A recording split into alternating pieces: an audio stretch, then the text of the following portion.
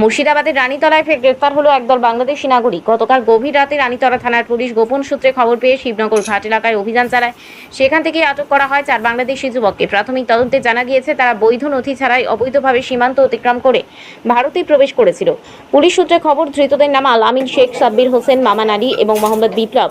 4 জনেরই বাড়ি বাংলাদেশের রাজশাহী জেলার দামকারা থানার অন্তর্গত। কী কারণে তারা সীমান্ত পেরিয়ে ভারতে এসেছিল তার তদন্ত শুরু করেছে রানীতলা থানার পুলিশ। ধারণা করা হচ্ছে কাজের সন্ধানে বা অন্য কোনো উদ্দেশ্যে এই দেশে ঢুকেছিল তারা। তবে সীমান্ত সুরক্ষার ক্ষেত্রে এত বড় গলদ কিভাবে রয়ে গেল তা নিয়ে উঠছে প্রশ্ন।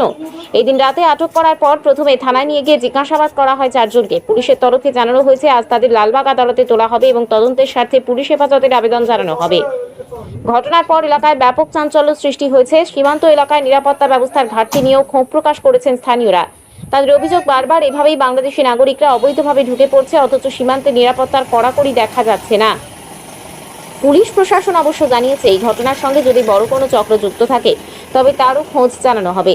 ধৃতদের বিস্তারিত জিজ্ঞাসাবাদ করেই সামনে আসবে প্রকৃত